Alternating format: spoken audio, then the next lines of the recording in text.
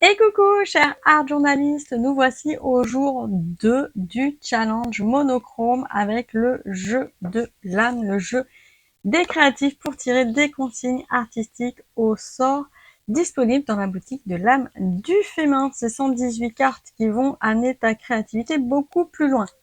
Et donc avec ce challenge, justement, tu vas appréhender, tu vas tester ce jeu de l'âme et ses nombreuses possibilités. Pour rappel, hier, on avait les cartes matière douce et découpées à revoir ou à voir dans la première vidéo.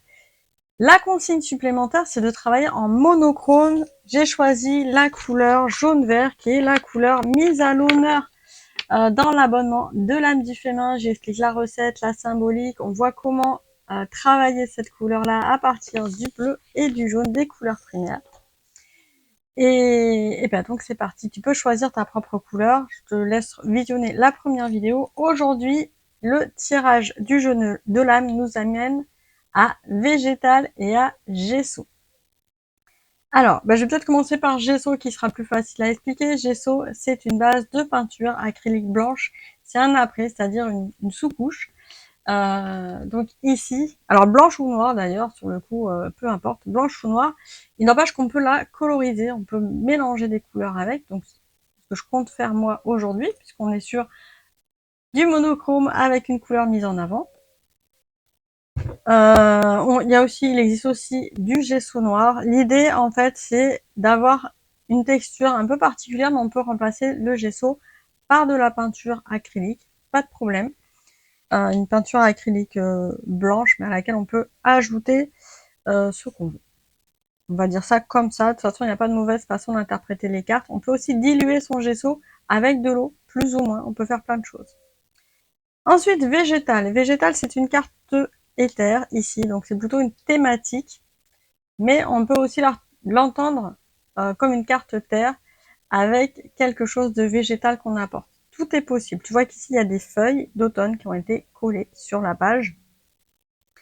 Donc on peut aussi bien coller effectivement des matières végétales ou utiliser des matières végétales. On n'est pas toujours obligé de coller les choses. On peut les utiliser pour faire des empreintes, pour faire des traces, ou dans le processus de création tout simplement. Dans le végétal, on pourrait très bien aller jusqu'à se dire on va mettre des huiles essentielles végétales dans sa création. Ça fait quelque chose de végétal, certes pas visible, pas palpable au premier abord, mais on a inclus quelque chose du végétal. C'est jusqu'à là où on peut pousser en fait l'interprétation des cartes du jeu de l'âme. On peut aller très très loin. L'idée c'est d'avoir une amorce à sa création. Comme on peut simplement dessiner une feuille, dessiner quelque chose de végétal, il n'y a pas de souci. Ça peut être très premier degré en même temps. Tout est possible. Moi, pour aujourd'hui, eh bien, j'ai pensé utiliser un pochoir, je reste dans le mix média, pochoir végétal.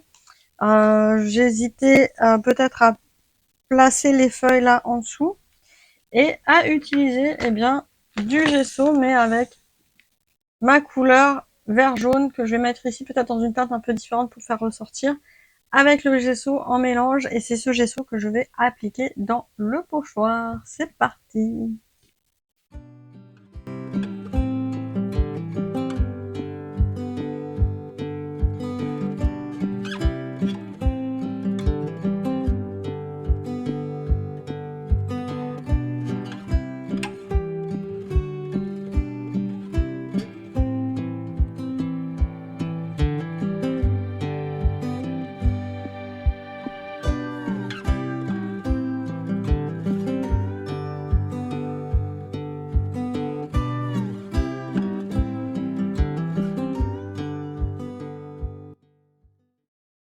Et voilà pour cette deuxième journée végétale et gesso.